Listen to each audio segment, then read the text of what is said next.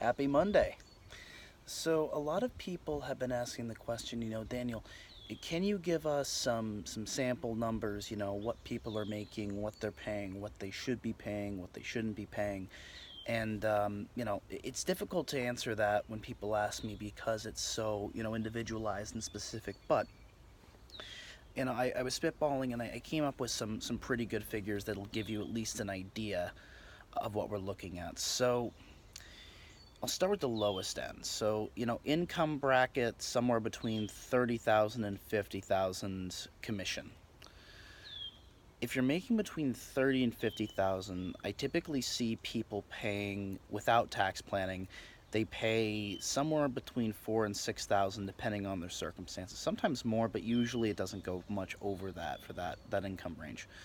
Now, if they're paying 4 to 6,000, typically they should really only be paying 1 or 2,000. And in some cases, if their life circumstances are, convenient enough, then sometimes we just see them not paying anything because that is a fairly low net income to have, especially in this business. Now, once you start to break 100,000, people who get into the 100 to 150,000 range, they're paying somewhere. I've seen the lowest I've seen them pay without a tax plan is 15,000, and the highest I've seen them pay is about 30. It's usually an average of around 20, 25. Now, with a tax plan, the people who pay, you know, 15, 20,000, they're typically only really going to pay 3 to 6,000. So, I've seen straight up, 20,000 and change down to 5,000 and change. That's a very common thing to see happen after a tax plan is applied and implemented. So, once you get into the quarter million or more mark, it starts to really, be all over the place, and that's when it's really hard to give a bracket. But typically, if I talk to someone who's in that upper income range, I figure, during the call they can save between 25 and 30,000. And after a tax plan's completed, if they're in that range, sometimes we'll see savings that are 46, 47. I think the highest I've ever seen was about 52,000 per year. So that gives you at least a kind of an idea.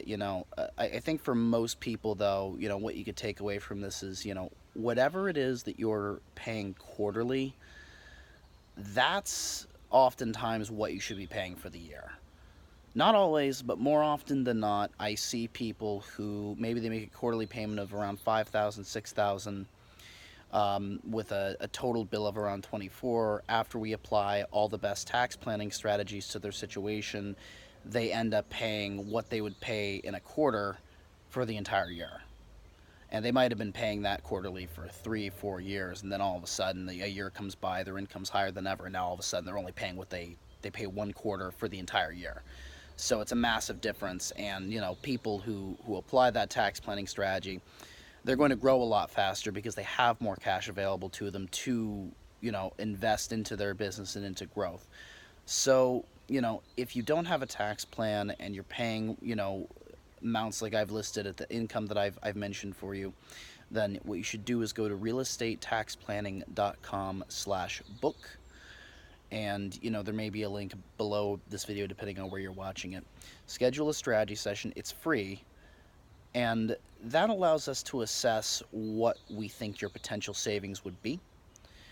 And so you can find out for free just how much it is you're really missing, and at that point you'll usually be presented with options that will allow you to move forward with getting a tax plan written and implementing the plan and getting all that money back into your pocket so that you can reinvest in your business and continue to grow every year.